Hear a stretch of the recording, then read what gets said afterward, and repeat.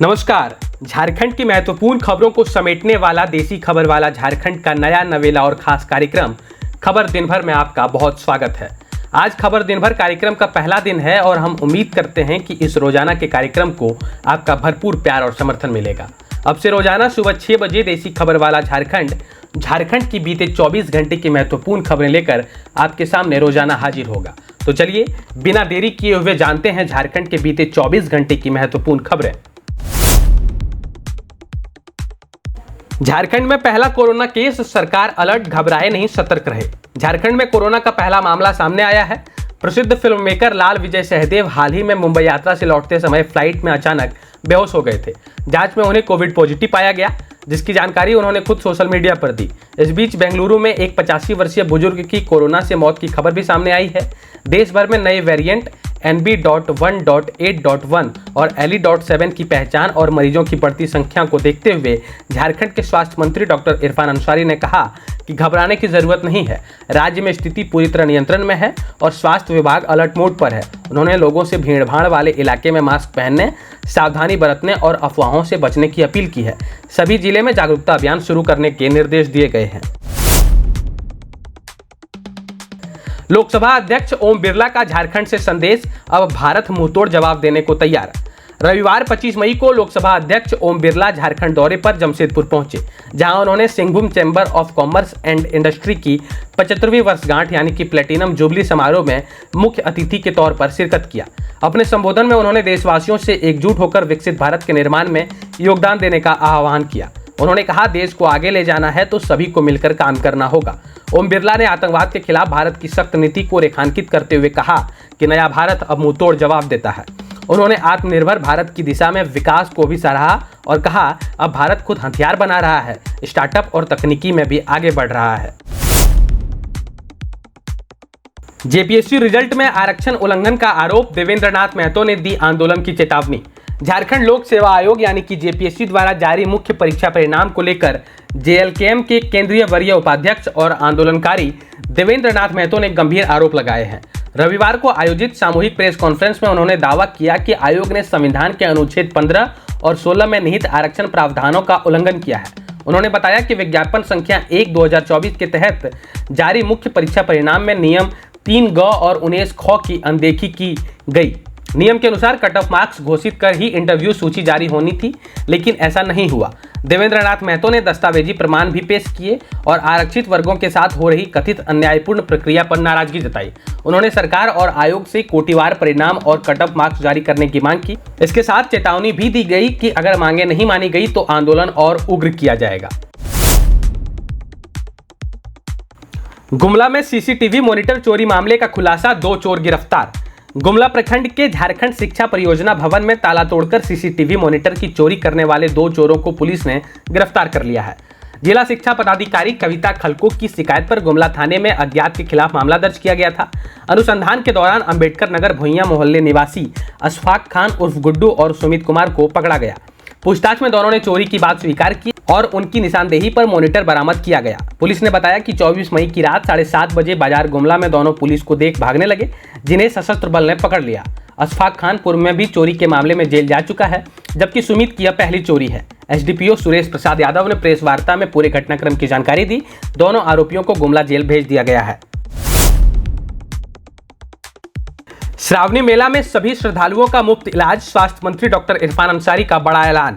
झारखंड सरकार के स्वास्थ्य, खाद्य आपूर्ति एवं आपदा प्रबंधन मंत्री डॉक्टर इरफान अंसारी ने श्रावणी मेला को लेकर बड़ी घोषणा की है। उन्होंने कहा कि बाबा वैद्यनाथ धाम आने वाले सभी श्रद्धालुओं का इलाज पूरी तरह मुफ्त होगा और स्वास्थ्य विभाग पूरी तरह अलर्ट पर रहेगा। मंत्री डॉक्टर इरफान अंसारी ने कहा, बाबा नगरी से मेरा गहरा नाता है, यही मेरा जन्म और पालन पोषण हुआ है। अब श्रद्धालुओं की सेवा मेरा धर्म है।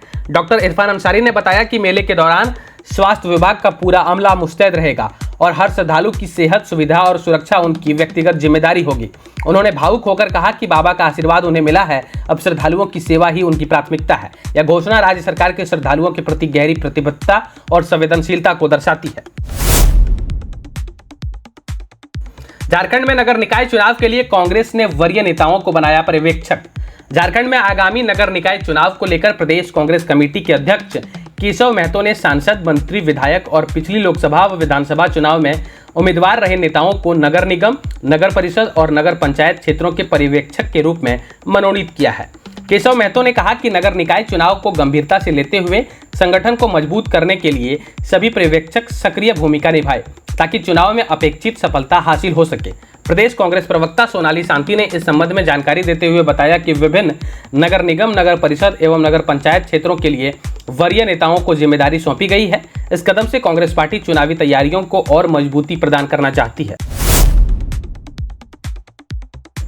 एक बार फिर बिजली विभाग की लापरवाही से गई जान, किसान समेत 2 बैलों की मौत। एक बार फिर बिजली विभाग की लापरवाही जानलेवा साबित हुई। गुमला जिले के घाघरा थाना क्षेत्र के इटकिरी नवाडी गांव में टूटे बिजली तार की चपेट में आकर 45 वर्षीय किसान बुधमन उराव और उसके 2 बैलों की मौके पर ही मौत हो गई। रविवार सुबह बुधमन खेत जोतने के लिए मवेशियों के साथ निकले थे, तभी सड़क पर गिरा जर्जर बिजली तार उनके और मवेशियों के संपर्क में आ गया। मवेशियों को तड़पता देख बुधमन बचाने गए, लेकिन करंट की चपेट में आकर उसकी भी मौत हो गई। घटना से गांव में शोक का माहौल है और परिजनों का रो रो कर बुरा हाल है। बताया गया कि गांव में बिजली के तार पूरी तरह से जर्जर हैं। सूचना पर पहुंची पुलिस ने शव को पोस्टमार्टम के लिए भेजा है। बिजली विभाग के एसडीओ कर्मा उराव ने जल्द मुआवजे देने की बात कही है। रांची के कोकर में फर्नीचर फैक्ट्री में भीषण आग, लाखों का नुकसान। राजधानी रांची के कोकर इंडस्ट्रियल एरिया स्थित एक फर्नीचर फैक्ट्री में रविवार दोपहर भीषण आग लग गई, जिससे इलाके में अफरा तफरी मच गई। आग की तीव्रता इतनी अधिक थी कि आसमान काले धुएं से ढक गया।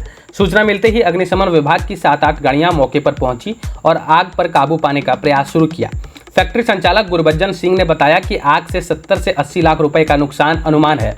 हालांकि आग लगने के कारण की पुष्टि नहीं हुई है, लेकिन शॉर्ट सर्किट की आशंका जताई जा रही है। सौभाग्यवश रविवार होने के कारण फैक्ट्री में मजदूरों की उपस्थिति नहीं थी। हालांकि घटना के समय 2 मजदूर अंदर थे, लेकिन समय रहते वे सुरक्षित बाहर निकल आए। प्रशासन और अग्निशमन विभाग आग के कारणों की जांच में जुटे हैं। रिम्स में दवाओं की कमी पर सख्त हुए निदेशक, लापरवाह अधिकारियों का वेतन रोका जाएगा। राजधानी रांची स्थित राज्य के सबसे बड़े सरकारी अस्पताल रिम्स में मरीजों को हो रही दवाओं की लगातार कमी को देखते हुए निदेशक प्रोफेसर डॉक्टर राजकुमार ने सख्त फैसला लिया है। उन्होंने स्पष्ट किया है कि दवा, कंज्यूमेबल्स और सर्जिकल आइटम की खरीद प्रक्रिया में लापरवाही बरतने वाले अधिकारियों और क्लर्कों की पहचान कर उनके खिलाफ कड़ी कार्रवाई की जाएगी। निदेशक ने आदेश जारी कर कहा कि बार बार निर्देश देने के बावजूद कई क्लर्क और अधिकारी फाइलों को रोक रहे हैं, जिससे स्टोर में जरूरी सामग्री की आपूर्ति नहीं हो पा रही है। स्टॉक शून्य होने के बाद भी यदि फाइलें आगे नहीं बढ़ती तो इसे कदाचार और भ्रष्टाचार माना जाएगा और संबंधित कर्मियों का वेतन रोका जाएगा। बता दें कि रिम्स में भर्ती मरीजों को अक्सर जरूरी दवाएं बाहर से खरीदनी पड़ती है, क्योंकि अस्पताल के स्टोर में दवाएं उपलब्ध नहीं होती, जिससे परिजनों निजी मेडिकल स्टोर के चक्कर काटने को मजबूर हैं। झारखंड में 700 करोड़ के शराब घोटाले का आरोप, पूर्व मुख्यमंत्री रघुवर दास ने सीबीआई जांच की मांग की। पूर्व मुख्यमंत्री रघुवर दास ने झारखंड सरकार पर 600 से 700 करोड़ रुपए के शराब घोटाले का गंभीर आरोप लगाया है। उन्होंने कहा कि इस घोटाले में मुख्यमंत्री की अहम भूमिका है और वे अपने सचिव विनय चौबे को बलि का बकरा बनाकर खुद को पाक साफ दिखाना चाहते हैं। रांची और जमशेदपुर में आयोजित संवाददाता सम्मेलन में रघुवर दास ने कहा कि एसीबी द्वारा सचिव को जेल भेजना सीबीआई और ईडी की कार्रवाई से बचने की कोशिश है। उन्होंने सीबीआई से आग्रह किया है कि वह मामले की गहराई से जांच करे और यह पता लगाए कि 22 से 31 अगस्त 2022 तक मुख्यमंत्री व अन्य विधायक मंत्री किसके खर्च पर छत्तीसगढ़ यात्रा पर गए थे। रघुवर दास ने दावा किया है कि इस दौरे का खर्च छत्तीसगढ़ के शराब माफियाओं ने उठाया, जिन्होंने झारखंड में अपनी शराब नीति लागू करवाई। उन्होंने यह भी कहा कि हेमंत सरकार युवाओं को शराब की लत में धकेल रही है और राज्य की संस्कृति विरासत को नष्ट कर रही है। पूर्व सीएम ने सरकार से गांवों में शराब दुकानें न खोलने और शिक्षा व्यवस्था पर ध्यान देने की मांग की।